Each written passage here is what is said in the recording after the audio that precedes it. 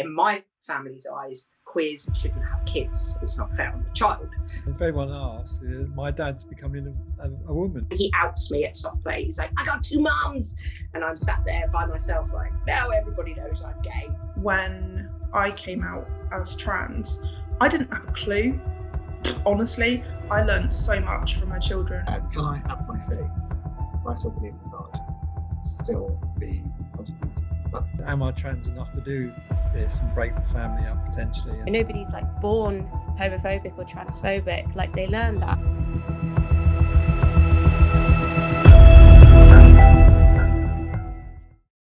Please stop all this woke agenda. It's political correctness gone mad. Sorry, Thought Police. You're such a snowflake. Surely all lives matter. Did those sound familiar? Here on You Can't Say Anything Anymore, we unpack the nuances of these comments and bring sidelined lived experiences to the forefront. Brought to you by Diversifying Group. Hello and welcome to another episode of You Can't Say Anything Anymore. My name's Stef, my pronouns are she, her, and I'm going to be your host for today's episode. So today we're going to be exploring rainbow families. So what are rainbow families? What is rainbow parenting? And I'm not going to be exploring this topic alone, as I've actually got a very exciting co-host alongside me today. So I'd like to introduce Nicholas from Rainbow Dads. Hello, my name's Nicholas McInerny, pronouns he, him. About 5 years ago, I made a podcast called Rainbow Dads, and Pritpal was one of our first Rainbow Dads. It was very successful. It was stories of gay and bisexual dads. And we've had 2 series now, won awards, been nominated for other awards, but we very much hope to expand the definition of rainbow dads to rainbow parenting and to include other kinds of experiences, which is why I'm absolutely delighted to be part of this podcast recording this evening. And I want to thank my guests, our guests, Amy, Elliot, Pritpal and Kate, for allowing themselves to be interviewed about their experiences.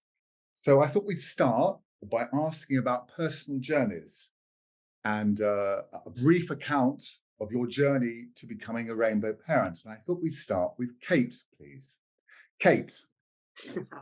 Hello, thank you for inviting me today. I'm really, really excited, and I'll try not to let my nerves get the better of me. And my little boy constantly comments on whenever I do any sort of publicity or filming or anything, how often I say so I will take a breath instead of saying because I can't stand the ridicule from him. Your journey, give us a brief account of your journey as a rainbow parent. So in brief, which over for 10 years, it's not that brief, is it? How much can I squeeze a decade in? So I am 40 this year. My gosh, I'm 40 this year, and my son is 10 years old. And within my family, obviously, I grew up in the 80s, so I hadn't ever heard of. I didn't know what a lesbian was. I didn't, and certainly when I, really found myself and my sexuality, and I was being more comfortable in that in my late teens.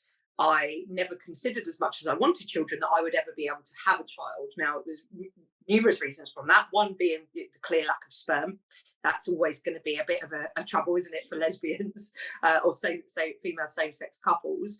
And I had never even considered it being a possibility. So that was one reason. The other reason was there's no families that would be representative of mine on TV. And another reason why I you have to see it, don't you, to be able to want to be it and to know that you can be that. And we didn't have that when I was growing up, as well as also my family are, I'm going to say homophobic. I think that maybe if I was to say to them they're homophobic, they would be really offended by that. But between friends and the rest of the country that's going to see this, they are. And that's something that they really need to accept and acknowledge, because some of their attitudes towards me and me, it's not, we all know obviously on this call, it's not a lifestyle choice. So that was something else. I was quite certain I would never be able to become a parent, because in my family's eyes, queers shouldn't have kids. It's not fair on the child. And then mix that with a lot of self-worth and self-doubt and all of the other things that we are so complexly entwined with to our detriment. Somebody told me, actually, someone from work said, "Oh, I know this lesbian couple who've had a kid," and I was like, "You come again? Tell me more about that. How did that happen?" And then I started looking into it, and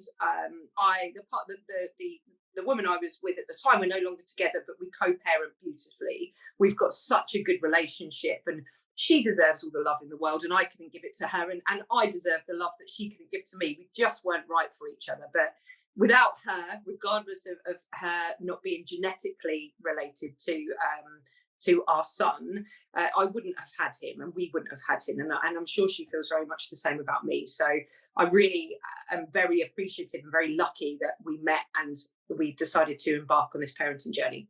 So long, I told you I could talk, didn't I? And I already am, so I do apologise. I conceived my son through an anonymous sperm donor at a clinic in London. Was the short answer I think you were probably after. But yes, so that's my parenting journey. And like I say, he's 10.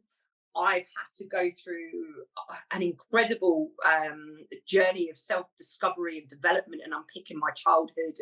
And we mentioned yesterday internalized homophobia from other influences in my life. I think that's something I think the internalized homophobia with regard to one's an idea of oneself as a parent, I think, is a very interesting subject that we could return to in a bit. I want to ask Pritpal, I'm assuming that finding a sperm donor wasn't a problem for you, Pritpal. Yeah, so our journeys are very, very different, Kate. So hi, I'm Pritpal. Nice to meet you all. So essentially, from my point of view, similarly to Kate, I grew up in the 80s as well. I didn't know anybody who was from that minority or anybody who looked like me that happened to be from the LGBT community. So it was not something that I would ever imagine me being part of either.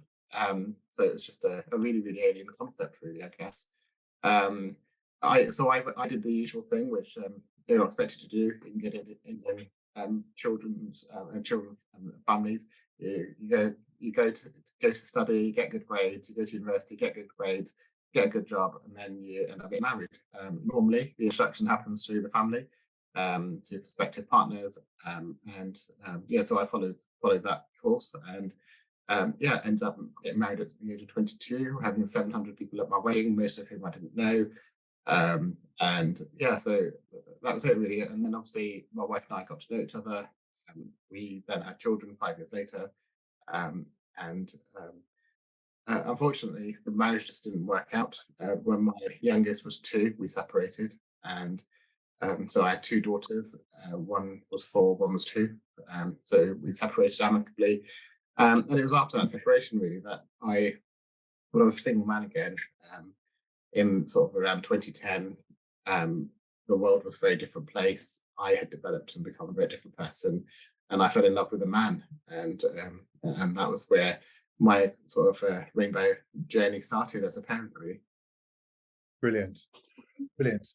Amy, I'm assuming you didn't have 700 people at your wedding, but maybe you did. What about your journey? Well, I've been married twice, but only about 100 people. 350 at each wedding. I grew up in the 60s and 70s, so there were very few trans role models around at all, just the occasional sensationalized headline in the tabloid press. So growing up with 2 brothers, no female relatives nearby or anything, it was a bit of a strange experience wanting to dress in girls' clothes, and so I felt very strange and abnormal, and obviously didn't want to talk to anyone about it. So grew up in this kind of bubble, to keep my head down and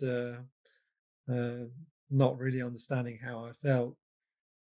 And I suppose I didn't really start in investigating my gender until my late 20s, when I became more aware.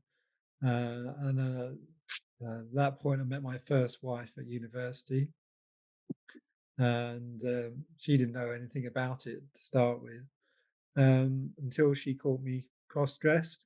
Came back from work early, and there was an almighty bust up. But once she got that out of her system, she was accepting.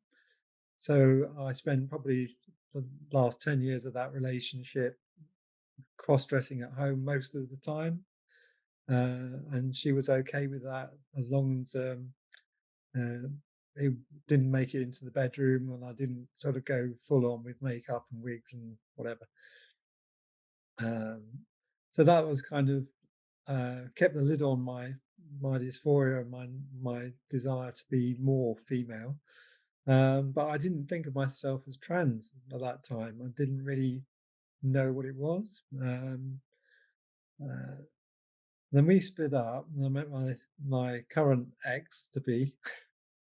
Can I just, how long was your first marriage? We were together 20 years, married for 10.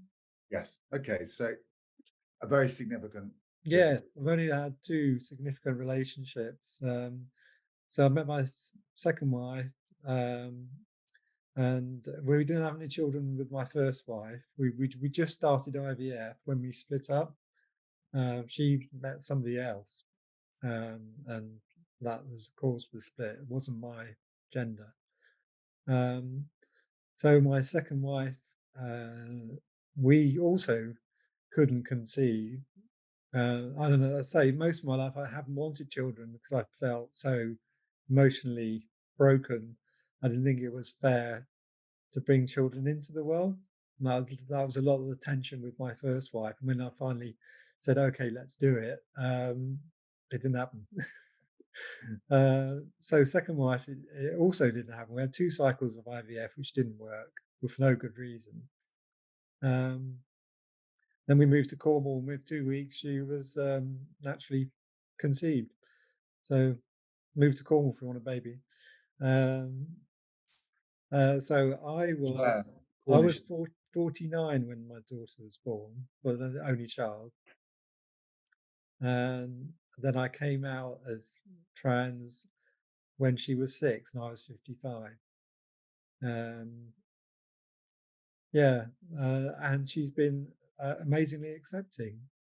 Yes. So my ex was accepting for probably the first year, and then she realized that she didn't want a relationship with another woman, and that kind of spelt the end of that. We are now on friendship terms, I'd say, because we co-parent and we live within 3 doors of each other. Right. By design, I must say, because we did a thing called Family Group Conference, which is a council-sponsored service where all parents and family and friends and anyone else who has an input to the child's upbringing gets to say what they can bring to her upbringing and what they would like to see as the outcome.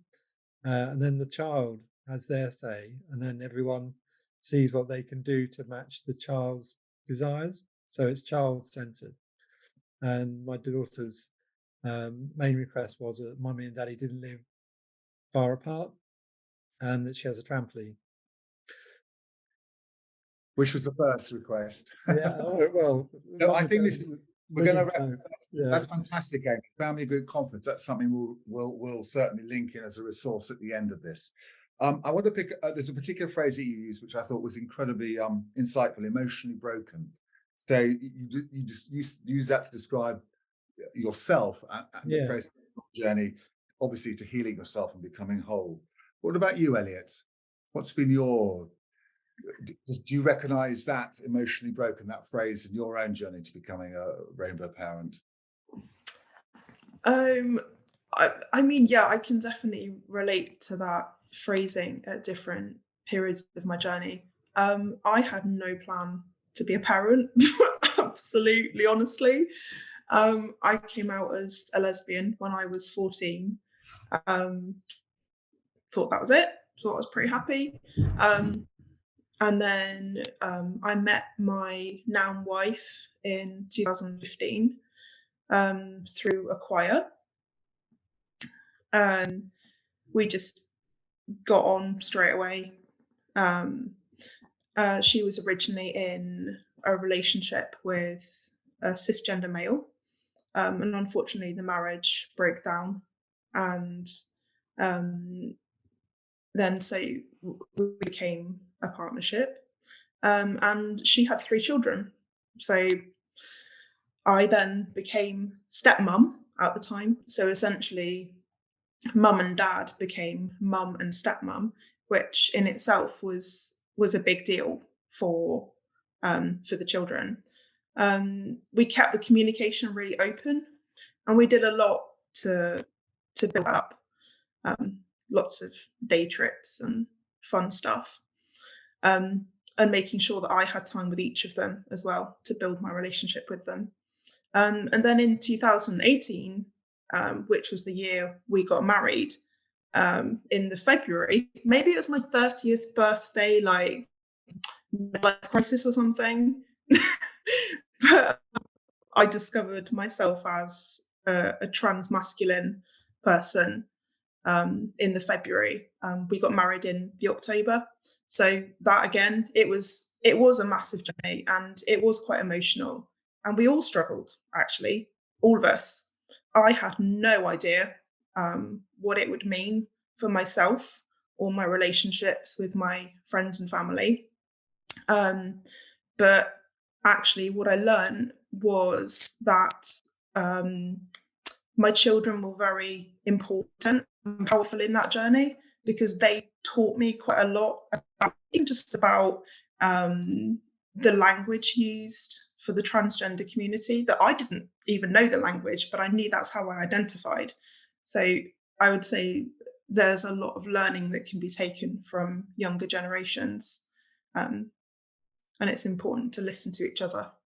That's fantastic. I think that's a really good point, and I love the way which you kind of described a process where, in the process of becoming a step parent, you also, that allowed you to move on in your own personal journey in terms of realizing your own transitioning. That's very positive, very optimistic. Steph, you've got the next question. Yeah, thank you everyone for sharing your experiences so honestly. And just from hearing all of you, you kind of entered rainbow parenting at quite different stages or in quite different ways. So it'd be really interesting to hear kind of how you approach talking to your children or your child about your family perhaps being different to other families, or maybe you have lots of other rainbow families that you're friends with. But it'd be interesting to sort of see how you approach that if you had to. So Pritpal, I'd love to hear kind of how you approach that sort of with your children. Yeah, so it's interesting because at the time I didn't know any other parents who were in a similar situation as me at all. Obviously, the internet at the time was in its infancy as well compared to today. So trying to find information was really difficult. So essentially, it was a case then that most of the information that was available online were related mainly to the USA, so it didn't feel necessarily relevant to me as a British man. So I came across a charity called Diversity Role Models, who facilitate workshops in schools. I looked at the website, signed up as a role model, and learned how to share this information with children in an easy format, I guess. Because the problem is, just because I fell in love with somebody of the same sex doesn't mean that I automatically had the vocabulary and the language and jargon and knew how to express things. Well, I had to learn it myself too. So this was a really good way for me to be able to learn, I guess, the appropriate language to use and what it all means. I mean, I didn't understand, for example, the difference between a trans journey versus a bisexual man versus a gay man, versus a gay woman or a lesbian, and queer, and all these other terms that come across. So I had to learn from this. So the most important thing I learned from the work I did with diversity role models was it's all about love. You fall in love with somebody, and it doesn't matter who they are as long as they make you happy. And I told my daughters that I fall in love with somebody, and he loves me very much, and it's a man. And they asked me, how does he make you feel? And I said, very happy. we're very happy for you too. We just want you to be happy. And Kate, it'd be interesting to hear from you as well, as obviously you kind of started out in a rainbow family, I suppose. So how, or have you sort of approached talking to your children about being a rainbow family? Yeah, I have. And it was never, I didn't know how to go about it because I didn't know any other gay parents or same-sex rainbow families. I didn't know any. And now I know lots. Their children are all a lot younger than mine. But I'd always told him about it. And I started off really quite simplistic, obviously, to match his understanding of a really, really nice man gave his daddy cells to the doctor and said, find a nice lady who would be a really good mum. And somehow they picked me. And here we are. And he took that and has always owned it, really. In the last few, probably the last 18 months, he's asked a lot about who the donor is and any similar characteristics. And my son and I, it looks like I've made him myself. He's the spit of me when I was his age, which is lovely to see. And there's obviously those differences, even if it's just down to his little toe or a particular face he pulls or part of his personality. Of course, you know, that comes from the donor, but generally looking at him, he's very similar to me. I don't know whether that's lucky or unlucky. You have to ask him, I think. But he approaches it with a bit of humour as well. I was explaining to him how I think Brad Pitt's probably one of the most beautiful men. And he said, well, he's probably my sperm donor, isn't he? Like, so certain with it. He's got such a brilliant personality with it and sense of humour. But yeah, he has started asking questions and I'm really open and honest with him. And now he's starting to understand how people have babies as well. The very basics of that. It's something that we've explored together. And we were both really, really excited when I got in touch with the clinic to find out the donor sperm. The information we got was really quite minimal because it was from this country. But when I got the email back with all of the details, he was so excited. And it was something I was really worried about when I was trying to have a baby, but amongst other things. But and I had this ridiculous certainty that, as long as he's got enough love, he'll be fine. Now, that boy is loved by numerous people, by many, many people, and he still wants to know. And of course he does, and rightly so. It's a big part of his identity. So when the questions started coming to me, I was okay with it. I'd surprised myself. I was just really honest, age relevant, obviously, but when, like I say, when I got the email back from the clinic with all of the details, that was only about 6 months ago, all of the details we were legally allowed to have about the donor, it was a real moment for both of us, actually. It was a real lovely bonding moment. And he was so happy that I'd got all of the information. He's asked me subsequently to spy on this man and see if I can find him. We've had to put that away. Too many books he's reading. But generally, he's really quite accepting and owns where he's from, which is really beautiful to see. And he outs me at soft play. He's like, I got 2 mums. And I'm sat there by myself like, now everybody knows I'm gay. Thank you very much. But yeah, so it's an interesting journey, but he gets it. And that's how we've approached it. Wow. It sounds like there's a lot of kind of mutual respect and honesty between you both. And I think that's like a really positive way of approaching it for sure. And yeah, interesting that he's kind of asking those questions and probing and wanting to find out more, and you're kind of going on that journey with him in a way. So thank you very much for sharing that. And Amy, I know earlier you mentioned that kind of your daughter is really accepting. So it'd be interesting to hear about kind of how you approached speaking to her when you came out, and just sort of how your family is as a rainbow family. What did she think? Yeah, well, I came out quite quickly when it all happened. I basically had a nervous breakdown and was, I don't know if I should have mentioned suicide and stuff like that. Anyway, so I decided I needed to do something about feeling miserable.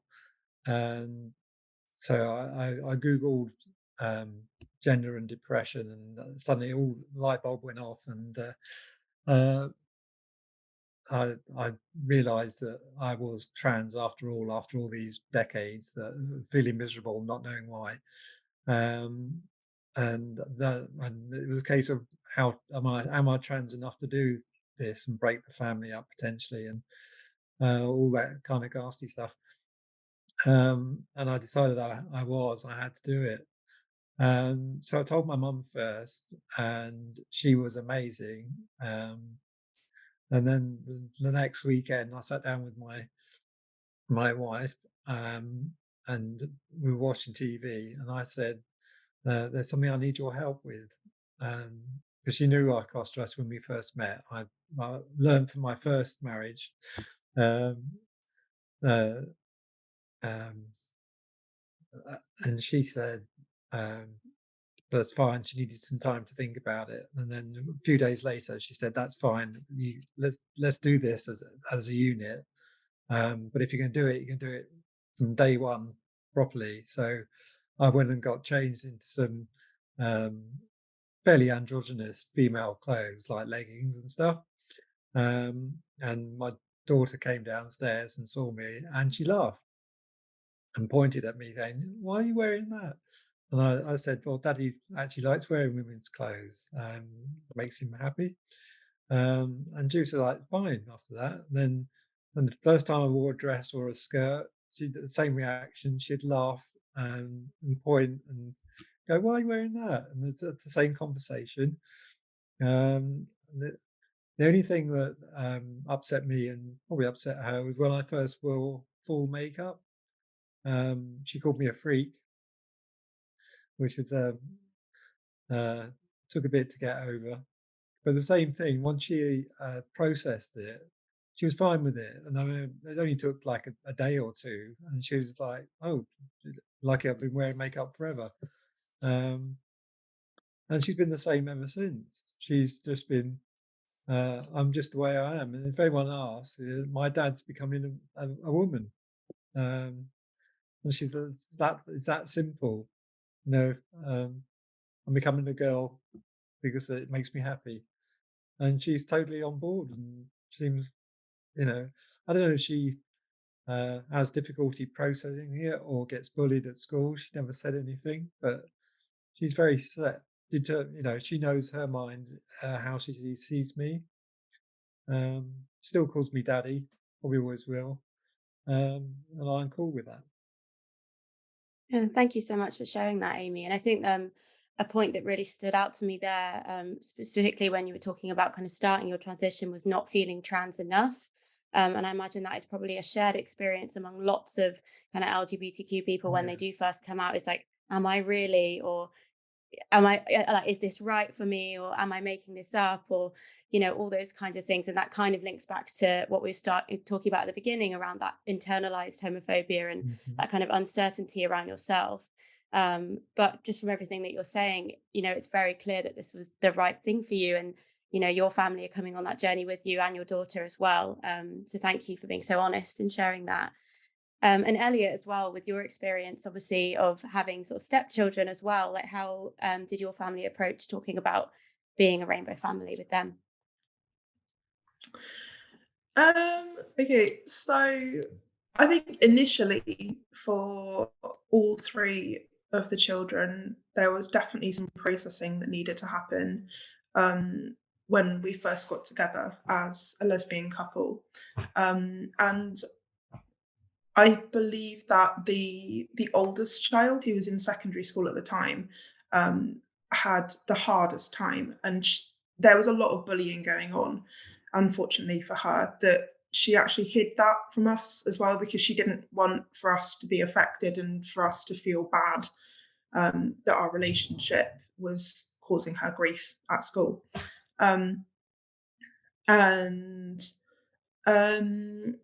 from the perspective of the primary school that the twins were in at the time, from what I can tell, there wasn't really the same issues.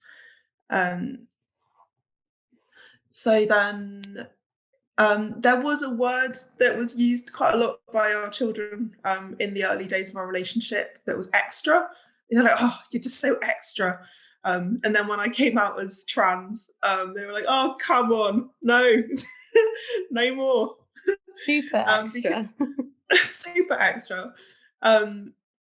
And to some extent, I can understand that, because actually, when you're a young person and you're in secondary school and you're dealing with all the stuff that goes with that, and you're trying to find yourself, you're trying to navigate peer groups and all the stuff goes with being a teenager and that developmental stage. For your parents to then be, in inverted commas, a bit extra is quite a lot. So I completely appreciate that to some extent they did get questions thrown at them. They did sometimes have a note passed to them saying, "Oh, your mum's a lesbian," in the class, and my daughter would say, "Yeah, correct.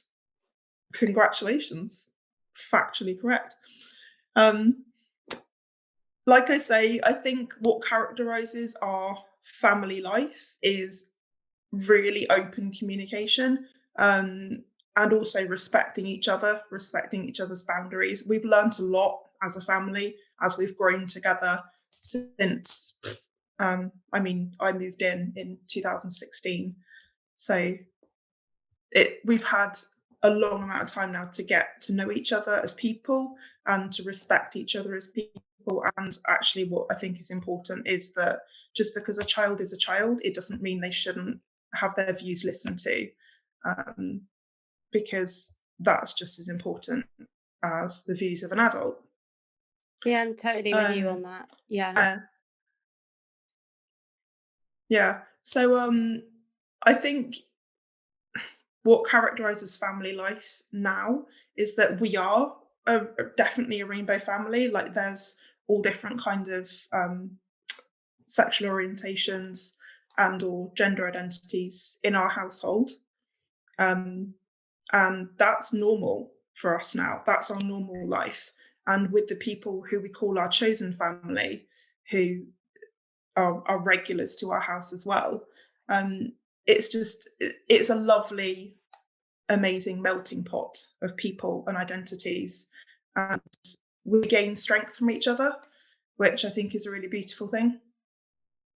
Yeah, thank you so much. And totally agree about, I think any sort of parent or family group who are listening to this can really take away a lot from that, about that mutual respect and about having those open conversations, because it'll only make, when you were saying about the teenagers going through that difficult time where even being the slightest bit of different is horrible, you're just going to hide everything. And, I think you're really leading by example here of openness is always the way. And then they can figure out who they are in a really safe space, and kind of learn from you about how you've had to learn about yourself as well. So it sounds like a very, lovely family dynamic. And I'm sure you'll keep growing and learning about each other as you get older as well. So I'm going to hand back to Nicholas to talk about community. Great. It's really interesting. A kind of common theme is starting to emerge about how we individually, their individual stories about how all our children are dealing with our changed situation. I always remember the thing that upset me most about what happened when I came out was that my children, both girls, at a girls' school, it wasn't any slurs against me which upset me. It was the idea that somehow my ex-wife couldn't keep me. And when they bullied my children over that, I found that particularly upsetting, because obviously that was a situation that she had no control over. So I find this quite powerful. So it seems to me that there's obviously a question of building community within the family structure, but then we're looking outside also to build a community which can support us and support other people like us. And I have down here to ask Elliot about this. You've already started talking about this, Elliot. I wonder if you could tell us a little bit more. I think your point about different sexualities within the same household is particularly interesting on this, because it's in a sense you're in a really unique situation. So I wonder if you could talk a little bit about how you built a sort of supportive community for your family in the kind of wider community. Yeah, sure. Okie dokie. I think that as I've described, our family life is one where we try to encourage open communication and equally respect of people's boundaries if they don't want to talk about something. That's also really important, and just to let that person know I'm here for you, even if you don't want to talk right now. And yeah, as mentioned, our family like the family who live in the household and our wider chosen family, it is definitely a bit of a melting pot of different identities. But that can make it a really interesting place to be. And it can also be, I think it's quite important to be, because then you can learn about different perspectives on things, so that you don't become too narrow in your mindset. And equally with different generations of people, and what language is used for different generations and what is acceptable or not acceptable. And then within the wider community, back in 2018, when I came out as trans, I didn't have a clue. Honestly, I learned so much from my children about just language use. They helped me to understand about what terms I could use to describe myself, which sounds ridiculous, but actually I didn't really have a clue. I just know that, I just knew how I felt about myself when I looked in that mirror, and how I felt about myself on the inside as well, and who I knew I was, really, that I was then discovering. My children helped me to style my hair. They helped me choose my glasses. They helped me go clothes shopping. They choose your hair colour, Elliot. Oh, yeah, it's blue at the moment. But yeah, it changes quite frequently. And then, like I say, back in 2018, because I was looking for support, and I had a lot of support from my family unit and my children, as I've described, but equally, I thought there must be other people out there in the wider community who are feeling the same stuff and going through the same thing as me. So we couldn't find anything really that met my needs at the time. So we set up our own community interest company. As you do, it's one of those like 2 o'clock in the morning moments where you think, what should we do about this situation? Do it ourselves. So we ended up creating Transparent Presence CIC, which essentially is an organisation that provides support and awareness of gender diversity in the Southwest. And we do various things, various project work, including an LGBT inclusive choir, for example, where we can bring other members of the community into just somewhere where they're safe, and somewhere where you are always welcome. Yeah, that's very powerful. What's particularly, I think, reassuring and kind of inspiring in what you said was actually at the beginning when you talked about how you didn't feel you actually said, I didn't have a clue. And you, I think for many people listening, there's a concern or a worry that somehow they need to know it all, need to know all about these issues right from the get-go, the language, the terminology, how one approaches it. And it's absolutely fine to acknowledge your real vulnerability and saying, do you know what? I just don't know. I'm learning. And I think that's a really valuable thing to communicate to anybody who might be watching. Kate, I hope you're there, Kate, because I wondered if you would like to comment on building a community around. Yes, you are. There you are, darling. I got handed a drink by my small human. Thanks very much. I think I know that professionally you have built a lot of community around some of these issues. I have. So, I mean, when we talk about building a community, for me, I look at the community that my son's built as well, which I think for his development is incredibly important, as long as it's the right community, in his formative years anyway. So whether that be, and then in turn, I think that we need to, as best we can while we're figuring it out, because just to follow on from what Elliot says, I don't have a clue. I have no idea what I'm doing. And if I look at the way I was parenting, it's far removed in comparison to how I parent my son. And I learned and I read, and I am fortunately not the parent I thought I would be. And it's been a huge journey for me to come on learning how to parent. And I started studying early childhood development because I didn't know what I was doing. So I really started looking into it. So speaking about the child's community and agency and everything else, and his community, his parents, his friends' parents, sorry, make form a real big part of our joint community, and that level of understanding and acceptance. And again, you have to come out. You never just come out once, do you? It's a continuation of your life is to come out again and again and again. And I still am concerned about who I do that to some extent, certainly when it involves him, because I don't want there to be that bullying, that judgment, the difficult conversations that he will have to manage, which he will have to have. And I have to just provide him the tools to be able to do that. So I see the communities as twofold, really. His, which it involves both of us and a real merge and a blend of that, but also as well as my own community, and what he's exposed to and who he speaks to. I mean, I have a relationship with my parents. Their views don't match mine. Their values don't match mine either. Sorry, opening jam for thank you. Realities of parenting, live on the podcast. My partner's home late today, unfortunately. She's running late, so I just saw a hand with some jam come around. Can you open it? Yeah, sorry, where was I? You're talking about your parents. My parents, yes, our values do differ, and I'm proud that I am anti everything. I'm anti-racist, I'm anti-homophobic, anti-misogyny, and you have to be. And so's my son.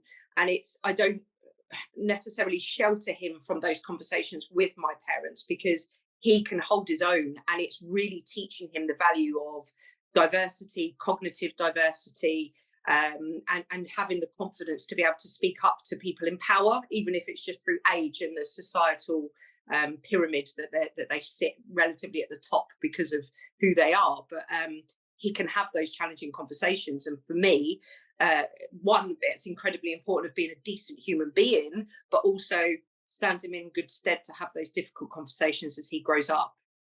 So from my point of view, it was it's trying to have multifaceted different communities that I had to be part of. So obviously the Rainbow Dad community was really important to me. Nicholas, you and I came together about that as well. Then there was the connecting with other gay, bisexual men from ethnic minority backgrounds, which was quite important. There's quite a lot of racism within the LGBT mainstream community. It's reducing, but there's still lots of stereotypes, as you can imagine. So it's really important to connect with others, so we can have safe spaces, and we can create those safe spaces for ourselves, so that we don't have to face racism alone on our own. I'm very much involved with faith communities, so obviously being visible for faith. I can't hide my faith. So working within the Sikh community around LGBT plus inclusion is really important. And that's taken me down the path of actually working not just in the Sikh community, but also other faith communities as well. So there's lots of work that I do with, for example, the Christian community, Muslim community, as well as the Sikh community, the Jewish community. So we can work together to tackle prejudice within faith communities against LGBT people, but equally tackle the prejudices that the mainstream LGBT community have about people of faith. Because some of my Christian friends, for example, said they found it harder to come out as Christian in the LGBT community than they have coming out as LGBT. So lots of different communities, really. Great. That's great. I think it's particularly interesting and relevant is your comments on faith and how that sort of intersection between faith and sexuality, and how that can how important it is to acknowledge that and to talk about that in a positive way. Yeah, I suppose when I came out as trans, I didn't actually know any other trans people. I knew some gay guys from previous times. So yeah, the parenting in general, I think when you become a parent, you think, oh, there's the internet and there's books and everything will have an answer. Whatever goes wrong, whatever sniffle your child had, you'll be able to find out what it is. You soon realize very quickly that there's no straight answers for anything, and you're pretty much on your own. And it was the same thing that when I came out. It's like, well, where do I start? And I joined various support groups and went to Pride events and networked with people, and through those support groups met other people, and I now volunteer for the Intercom Trust, which is the LGBT charity, and they run family days. I've done for a long time, and I went along as a representative of the older generation to show young trans kids that there is a future, that you can just go to work and have an ordinary life of drudgery. And being trans is not a barrier to being a fully signed up member of society. And from doing that, I met somebody from another charity who wrote a booklet for older people coming out to their children, which was particularly interesting. But through these sport groups, I've met I met a lesbian couple in a lesbian marriage, much like Kate, had a donor son who was the same age as my daughter. But then one half of the lesbian couple came out as a trans male, and then they split up. But now the trans male is in a relationship with another trans man, so they're a gay couple now. And she's been through this experience, and she comes along with me to the family days, and she sees this whole spectrum of LGBT children, and is totally immersed in it and just sees people as people, which I think is amazing, because she doesn't judge anyone by what flavor of the rainbow they are. She takes everyone at face value and treats them exactly the same, which I think is amazing. That's fantastic. Yeah, that's fantastic. I think that something very powerful. There's a couple of very powerful takeaways from this round of answers, and that's that when we all start out, many of us don't have a clue, to use Elliot's phrase, and that's absolutely all right. That's absolutely fine, because through conversation, through Kate's answer, Pritpal's answer, Amy's answer, there's a sense in which by volunteering or doing something, or joining an organization, a support group, you will start to find your place in that tribe, and you will start to gain confidence and a feeling of empowerment to deal with some of the potential brickbats that life might throw at you. And that's my rather clumsy segue to Stef for the next question about difficulties and how we deal with difficulties as rainbow parents. Thanks, Nicholas. So it'd be, obviously we don't want to make this podcast all kind of dreary, but it is really important to acknowledge kind of the difficulties that you will have faced. I mean, I'm sure every parent experiences difficulties just being a parent. It sounds like a very difficult thing to do. I'm not a parent myself, so I can't relate to those particular things. So if there have been any sort of particular difficulties that you faced in terms of being a rainbow family, it'd be really interesting to hear how you approach dealing with it. As all of you have kind of spoken about your journey in terms of, learning about yourselves and having to, kind of go on that journey. But if there were any sort of difficult moments, how did you overcome them? And would that help any of our listeners who maybe are from a rainbow family who might be going through a similar issue? So Amy, I'd really love to hear from you about that. I suppose the hardest thing for me was starting out, because I had very little idea of how to present, and I was very much a bloke in a dress, but I was wearing it with pride, and nothing was going to stop me. And very soon after coming out, I had to go to my daughter's school for some reason. I can't even remember what it was. So I turned up pretty much as the bloke in the dress before any hormones before knowing how makeup worked properly, and that was daunting. I was terrified, but you just got to believe in yourself, and do it with confidence. And there's all kinds of strange looks from kids, and to be honest, those are the things I get most often. I work in a customer-facing job, so I see the general public 24/7 when I'm working, and I get very, very few comments, only from very drunk people when their filters are all off. But everything else, I sort of seem to get by okay. But it's mainly kids, and you can see them looking at you, computing, what is this person in front of me? You know, they look like a female, but they sound like a male, and they can't quite work it out. And you can see them as the parents walk off, and they turn around and they're still looking at you, trying to work out what you are. Yeah, children when I first came out were quite testing. But since then, doing it with confidence is my solution to it. I think I told you on the pre-broadcast thing that taking my daughter to public toilets. When I mentioned, she calls me daddy. When she gets excited, she goes, "Daddy, daddy, daddy."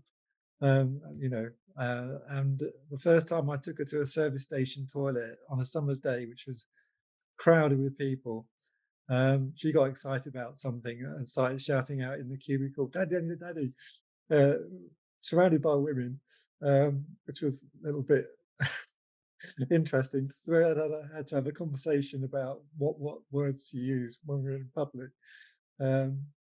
But no, generally speaking, I haven't had too many difficult moments. Yeah. That's like really, that is a positive story out of this question. And really something that came through a lot of what you were saying is just why education and honest, open and honest conversations with young people and children is so important. Because, nobody's like born homophobic or transphobic, like they learn that. So if we can kind of keep those conversations really open and, as you say, age appropriate throughout this, then that's a way to kind of make that easier for everybody involved. So Kate, I wonder if you've had any sort of difficult experiences or any tips you might have for our listeners on how to overcome any of those difficulties that you might have experienced. Yeah, I mean, the internal stuff, I think you just have to almost have a bit of a mantra and have that self-confidence and maybe start exploring personally why you don't feel like you're good enough. Where are those challenges? And it's not the population, it's not the whole of society, it's a few. And that I can remember probably every comment, every negative comment that anybody's ever said to me about me being a parent or my sexuality. So that I think you have to do a lot of self-help work and it's really unpick some of those, again, those internalized homophobia. With regards to the wider help and the general parenting difficulties that you have, and how you talk to your children about that and how you explain that to anybody else. As you said, I'm a big advocate for education, and I educate as part of my role. I work for quite a big organisation that is predominantly white men, heterosexual men as well, and even the area where there are LGBT, we have a network. That's still very, very heavily dominated by white men. They're just gay white men. So we miss off a whole spectrum there, or all of the other parts of the acronym. So I work quite tirelessly to be able to provide a safe space for parents of any gender, any race, because there's so many different, or it's just the intersectionality, isn't it? And we can't be tokenistic with our approach to intersectionality. That should be where we're leading from. It's from an intersectional approach to make sure that we meet people and their needs, and we educate and explain. One of the best ways that I like to educate, whether that be family or at work, and I run diversity inclusion sessions for large groups of people, is to give them an equitable comparator. So take work aside, and I'll give you a really straightforward example of this, because I'm still seething from it. I recently got engaged. Ring, yay! Congratulations! Super excited. Thank you very much. It was only last week as well, so I'm really, and she made a very good choice on the ring as well. Bless her. I am initially, of course, I'm incredibly excited, but very quickly follows that is the anxiety that I'm now going to have difficult conversations with my family. Not work. Work have been incredible. Work are buzzing for me. They really are. My son is buzzing. He can't wait. But my family, I know I'm going to have those. Well, it's not really a wedding, is it? It's not really a marriage. And that just completely invalidates everything about my life and about me. And my fiance, I can say that now, can't I? She was working in the home office where I am at the minute. And my son and I and my stepmom were downstairs, and there was some guy come around to do some work. She went, "Oh, Kate, are you sure you're not heterosexual? Because that guy is lovely." And I'm like, I'm still very allergic to penis, regardless. It's peas, penicillin and penis are the three things I'm allergic to. And iconic. That was iconic. It's so simple to explain, isn't it? And they'll argue and say I'm not actually allergic to peas, but it's easier than people saying just try it.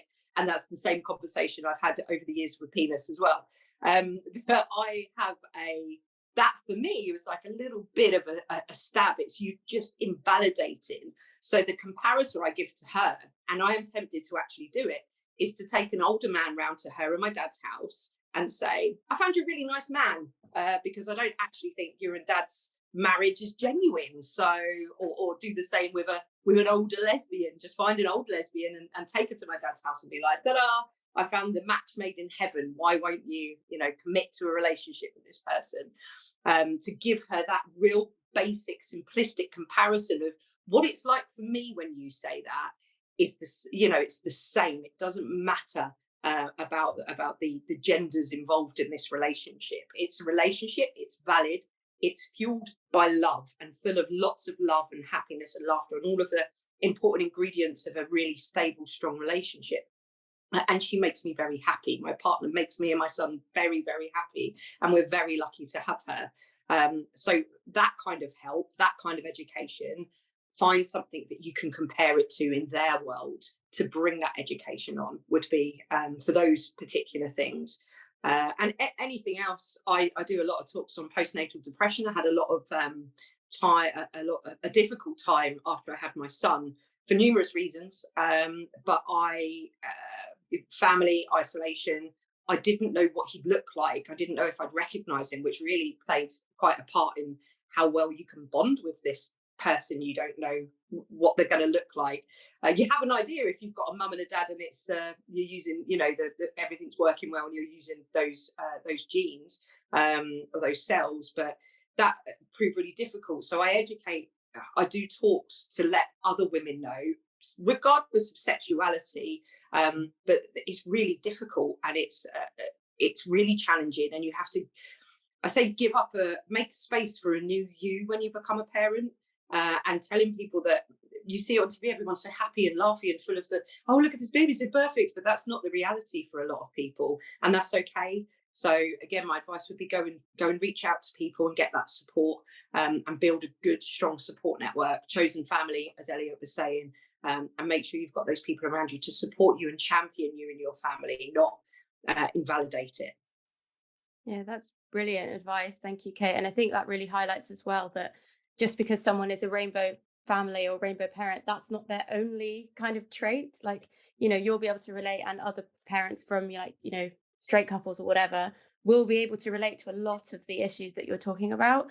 So I think that education piece is really important, because it's like you're just parents like everyone else, and you're all probably going through very similar things. But obviously you've got this added lens or different lens through which you view your family and yourself and your relationships. And yeah, the work you do sounds amazing and so important for a lot of people, because there is a lot of ignorance and misunderstanding. So just opening that up to more people is just going to be really important. So thank you for sharing that. Pleasure. Thank you very much. And Pritpal, were there any sort of problems that you experienced or difficulties, and what advice would you give for overcoming any of those that you've experienced?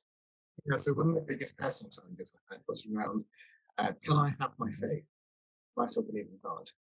still be LGBTQ plus.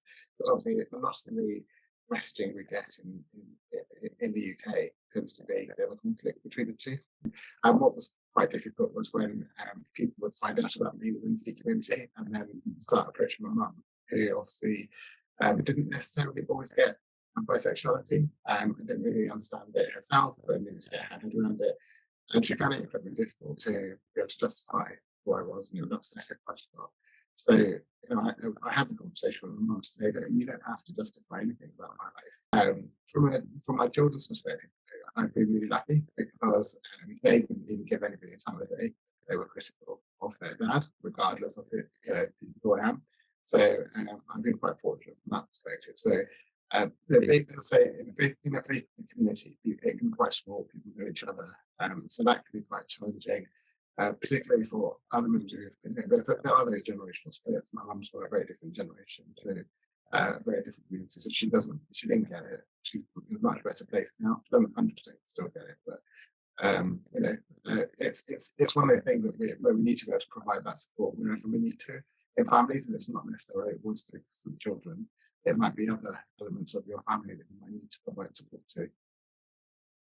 Yeah, I think that's a really good point, and really sort of chimes with a lot of what Kate was saying as well, about how actually the different generations are sort of have differing levels of understanding and acceptance. So I think you're totally right. Sometimes actually people older than you or your parents might need more support than actually your child to understand your situation. And that's really interesting, kind of the dynamic. And maybe there could be, a lot of cross-generational education there, like maybe your children, or I say you, I mean one's children, might actually be able to educate one's parents about this kind of thing and sort of help them to gain understanding.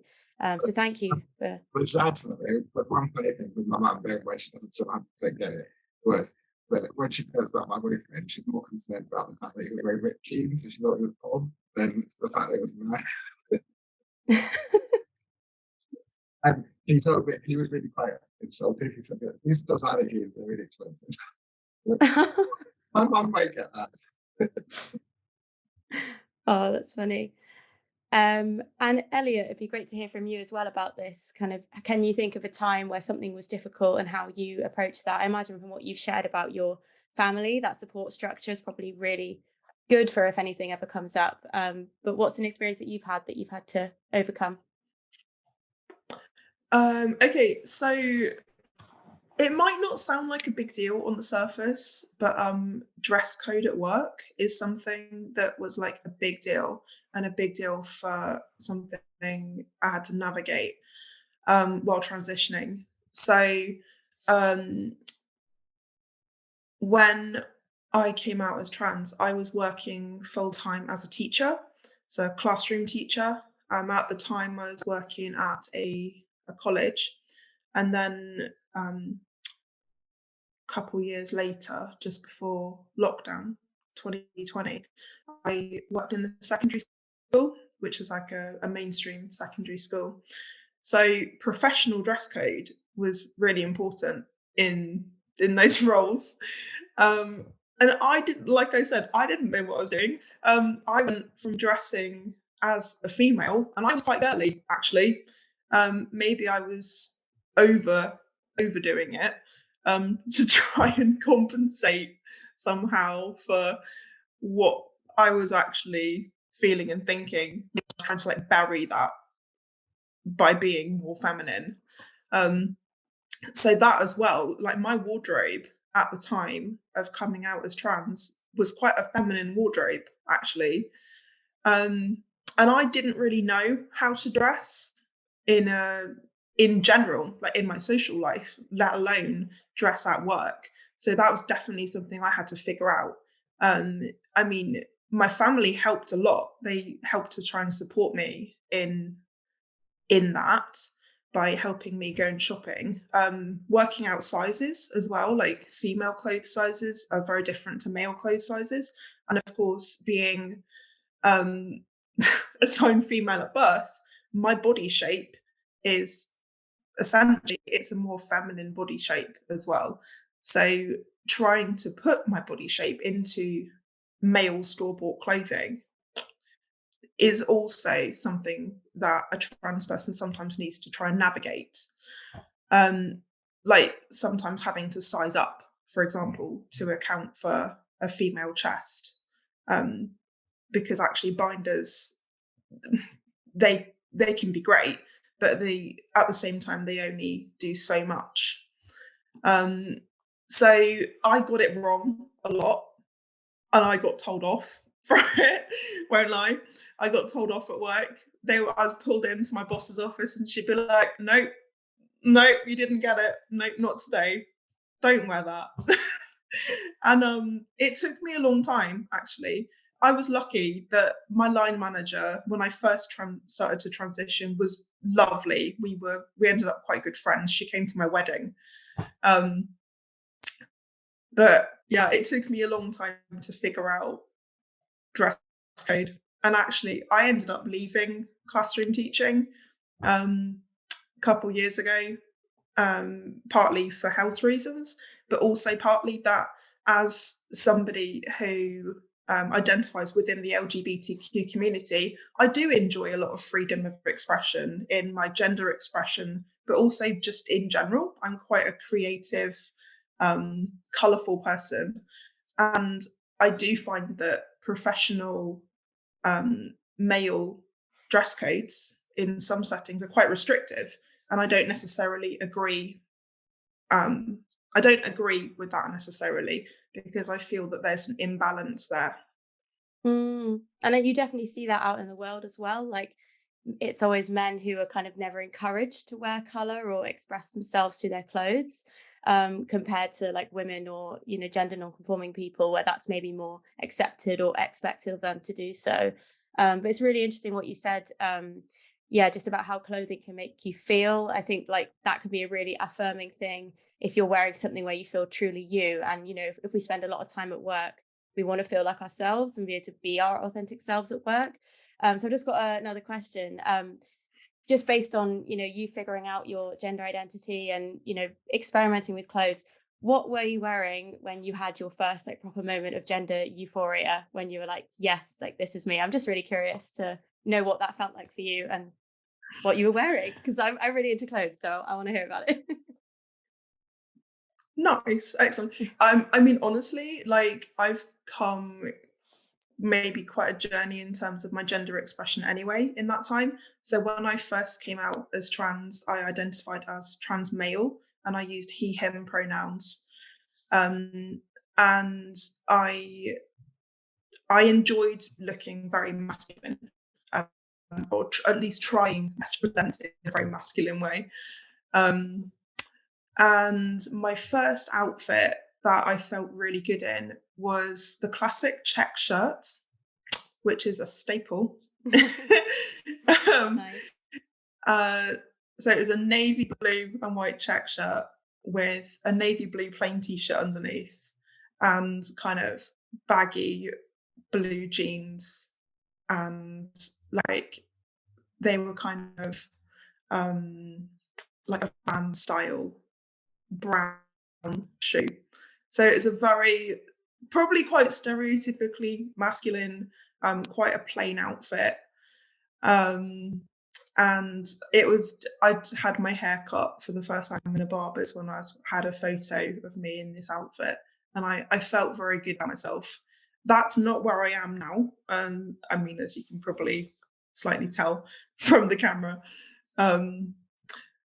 Because after a while of trying to present in a very masculine way, and I did feel really euphoric when out and about. I was being addressed as male. So if somebody says sir, mate, dude, all those things, it felt great, felt amazing. Honestly, like that maybe lasted maybe a couple of years, maybe up till about lockdown. And then, to be honest, in lockdown, we all grew our hair. We all had to, you know, make do. And I explored a lot more. I explored a lot because I was bored, essentially. Like, I don't mean to throw any shade on people who identify as male and enjoy that very masculine wardrobe. But for me, that wasn't expressive enough, and it wasn't creative enough for who I am as a person. And I felt quite low. I felt myself, my mood was dropping. And I think part of that was because I didn't feel able to express myself enough, which is when my pronouns shifted to he, they. And yeah, I found colour again, and nail varnish and different things. And it was all very exciting. Yeah, it's just important, I think, as well, when we're talking about these things, to talk about, because obviously that question was all about, you know, the difficulties and overcoming difficulties, but I think it's equally important to talk about those euphoric moments and where it feels really good. So thank you for sharing that with us, Elliot. It's fascinating. Once you move away from that heteronormative set of kind of what's appropriate, dress somehow does become really significant in a way that it hadn't before. You know, I'm thinking of the leather community, I'm thinking of drag, I'm thinking of all of those different versions of yourself that you could explore and try out. And I think it's a really powerful journey that one can go on in order to kind of experiment. And I think we're very lucky in that respect from the LGBT community that we can do that. But I want to move on to something else. I want to move on to a question about representation of rainbow parenting. And I want to ask our esteemed panel what they feel about the current state of representation in rainbow parenting. And I think a good person to ask that question first is, of course, somebody who's done some work, I think, in parallel areas, and that's Kate. So if Kate is there and is not making a jam sandwich. I am not. No, it's his prerogative now to make his own lunchbox every day when I remind him, of course, because he will forget. So no jam sandwiches for me. I mean, do you know, I do see it more, but the fact that I'm like, oh wow, then that for me goes to show there's not enough, because it's not been normalized, it's not mainstream. So I don't think visual representation of same-sex parents or rainbow families is anywhere near where it should be. But on the flip side, I do understand that it's not necessarily easy to be able to showcase that. I think there is more representation. I don't watch much TV at all, which is obviously how most people consume kind of visual media. But I am aware that there is more representation of same-sex parenting, but not all of it positive. Sometimes I feel it's kind of tokenism, or they're there just to make up the numbers. How do you think?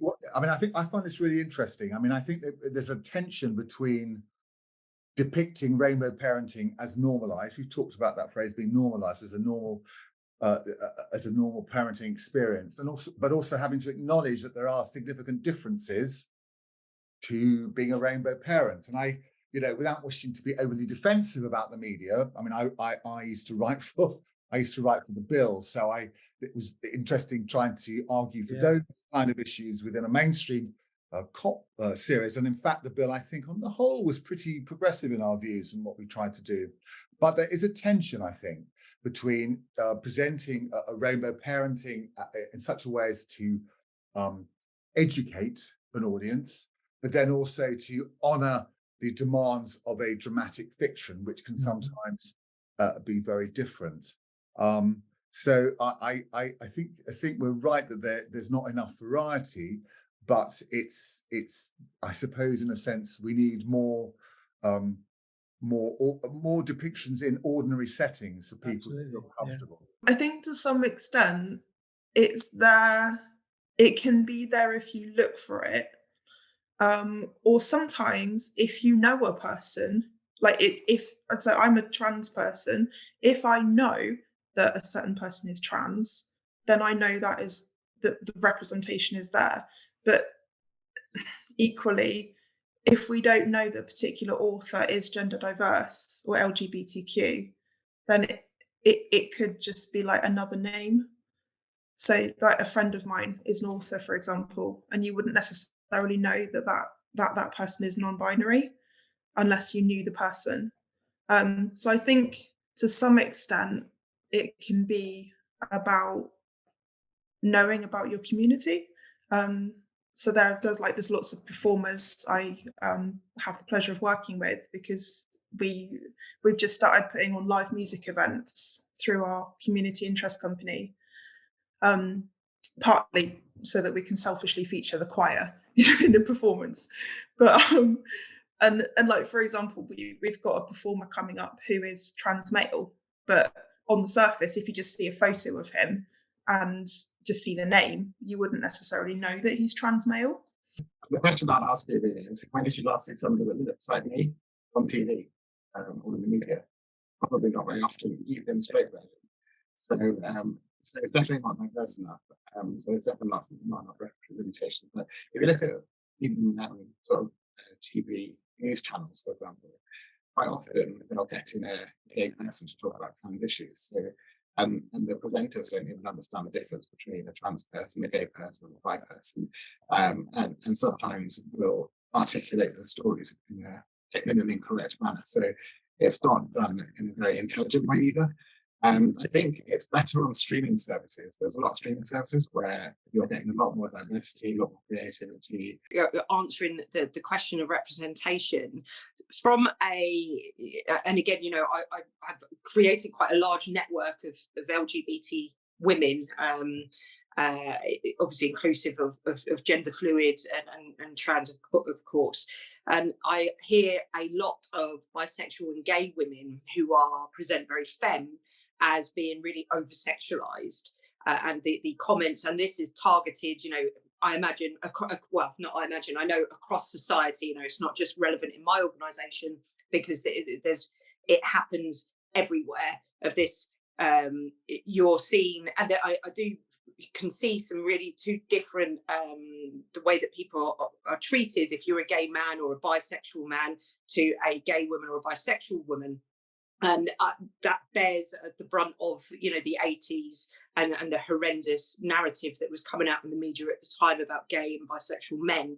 And for women, where it makes it's quite prominent in the porn industry, that women are then over-sexualized. So they're seen as a challenge to either convert, or you've not had the right man yet, or you must, and then they will grade you on percentages of how gay or bi you are, and the questions that are asked of women are really, really quite intrusive. And that isn't to diminish anything that gay men or bisexual men go through, but for women it is different because it's so over-sexualized, and that's something that I've heard in my group of women time and time again, and targeted, to the point you're out in a lesbian or a women's pub or club, and you have straight or heterosexual men coming in to target and try and pull a lesbian or a bisexual woman, and that behaviour, I wonder whether is, if you've got a particularly femme looking or presenting a couple, same-sex couple,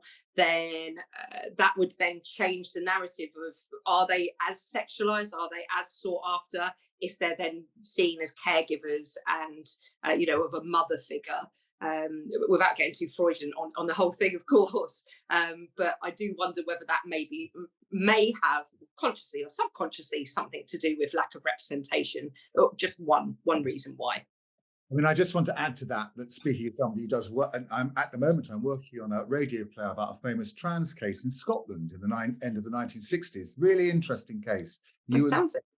Go and check it out. I think what I would like to say also, it's important that and I'm very, very committed to having trans involvement in the production, but it doesn't necessarily have to be the obvious trans involvement. For example, we could get a trans actor playing the villain rather than the hero, or a trans actor as the director. Do you see what I mean? It's a representation within the production process, and it's important to have that reflected in the production going forward. And it is, as you rightly point out, it is changing, but obviously it does need to. I think that there's still a fair way to go. I think we're coming finally to our last question with Stef, and I think I'm going to hand over to Stef to ask you a question, which hopefully will elicit some really positive answers for our audience to take away from it. Cool, thank you, Nicholas, and thank you everyone for being so open and honest and sharing all of your experiences with us today. It's been so insightful to hear from everyone. And I'm sure our listeners will have gained a lot from each of your very different experiences, but also a lot of the similarities that you share. And you probably share with some of our listeners as well. So just to round up this episode, it would be good to just do a quick fire question to each of you, reflecting on your whole experience, and to the listeners who are with us today. So what advice would you give to yourself now as a rainbow parent starting out? So after everything you've kind of been through with the whole process, what a piece of advice would you give to yourself? And for also just a bonus question as well, what advice would you give to anyone who wants to be a good ally? So advice to myself, when I first became a parent, just trust that you can do this, because actually they're awesome. My kids are great. They're awesome kids. And I've been really lucky that I've never had the "you're not my mum, you're not my dad." I've never had that, actually, which is why I call them my children. I don't call them my stepchildren. Advice to myself when I first started transitioning: listen to other people and listen to myself. And advice to people who would like to be allies to the trans community, I would say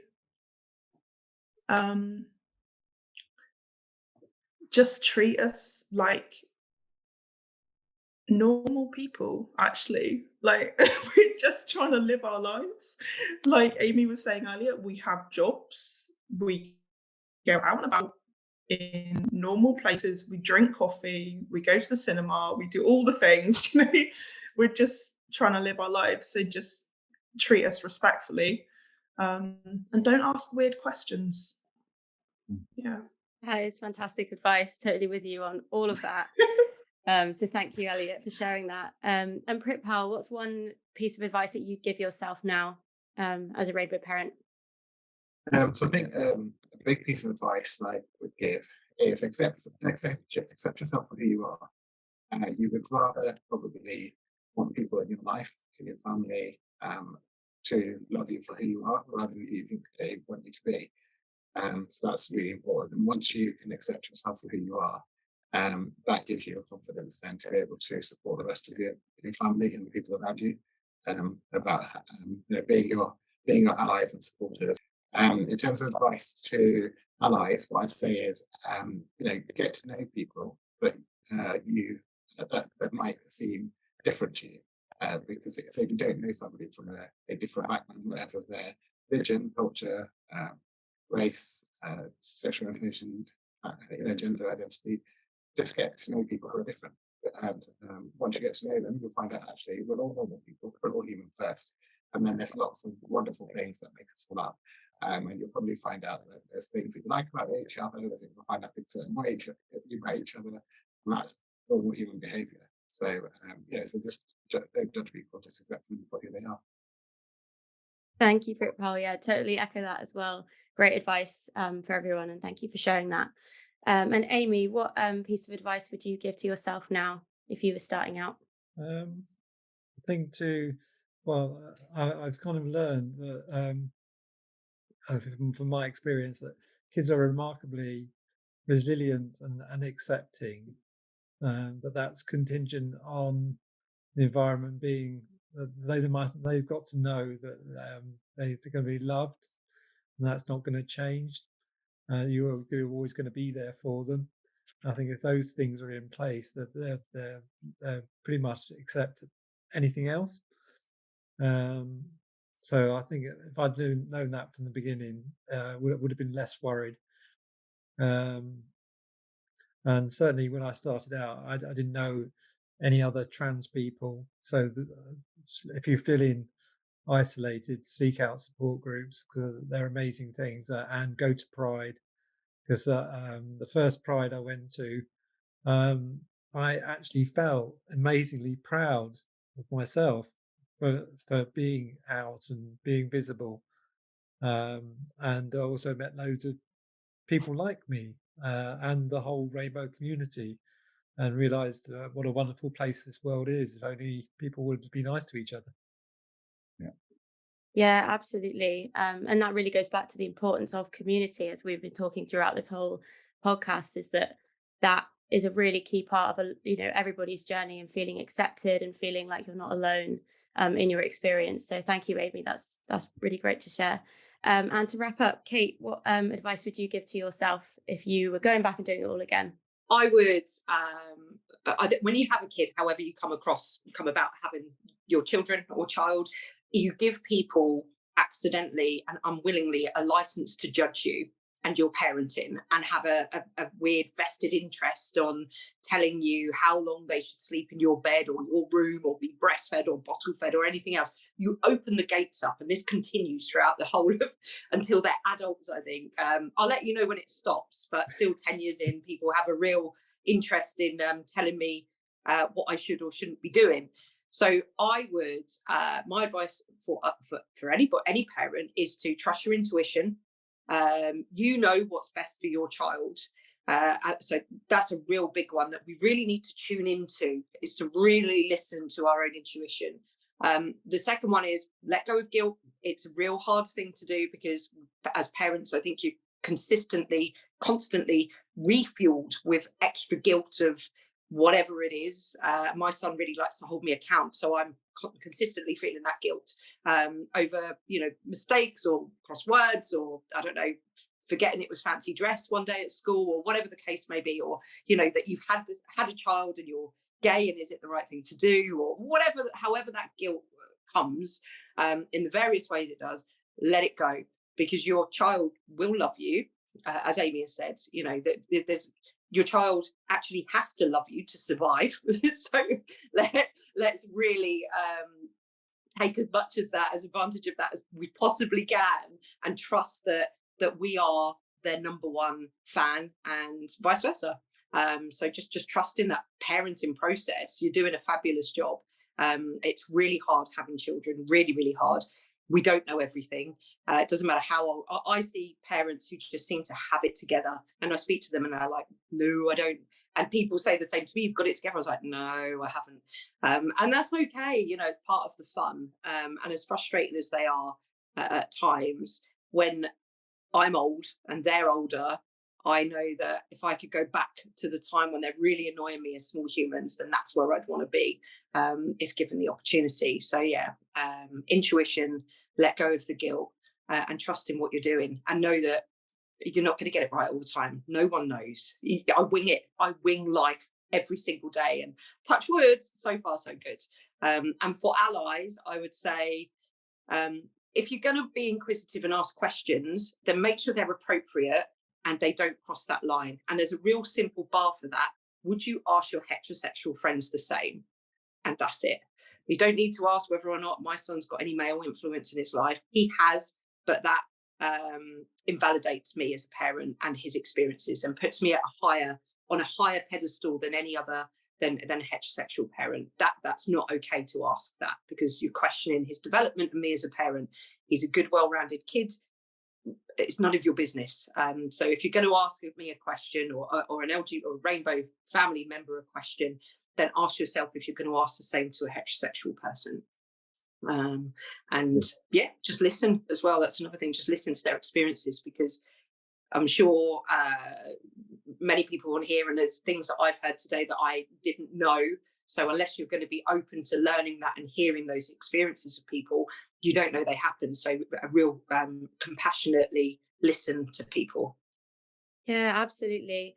And yeah, there's nothing wrong with not knowing it already. So, even on the call today, with all of your experiences, I'm sure you've all learned something as well. It's a continuous kind of journey. And that's what we always say at Diversifying Group as well. We don't have all the answers, but it's the learning and the compassion and understanding that's kind of the main thing to help us all grow and to become more understanding. So thank you so much. Nicholas, I'll hand over to you to wrap up.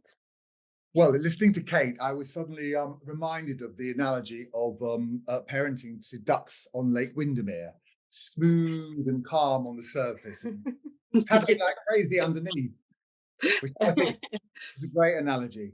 I just want to mention 3 things that I've taken away from listening to your inspirational and varied and diverse stories. And one is a title of a very famous book called back in the 70s, maybe. It was called Face the Fear and Do It Anyway. And I think that's often a very good lesson for life. I think the second thing is that having children, like the journeys that we've been on with our sexual identities and how we deal with the way in which the world sees it, I've always thought having a child is a long game. We're playing a long game, guys, and I think that's something that we must remember. And finally, perhaps the most important thing of all is have a sense of humor about it. I think that often the sense of humor can be the only thing that gets you through every smiling now. Yep.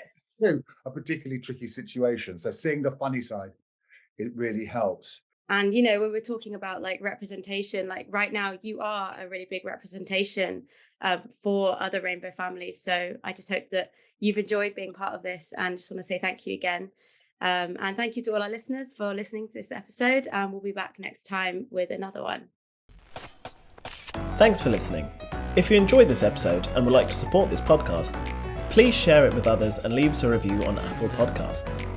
Keep up to date with what we do at Diversifying Group at diversifying.com, or follow us on social media at Diversifying Group. See you next time.